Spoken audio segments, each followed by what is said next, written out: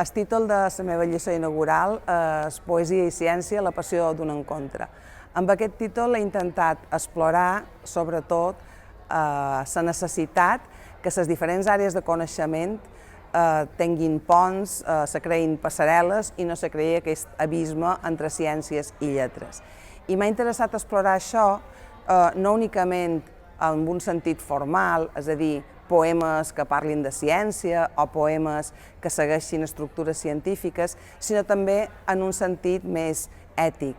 Hi ha ara moltes disciplines i molts camps de coneixement que uneixen aspectes literaris i aspectes científics. Podríem parlar, per exemple, de les humanitats mèdiques o de la biblioteràpia i de com aquestes noves aproximacions han contribuït a eixamplar el poder.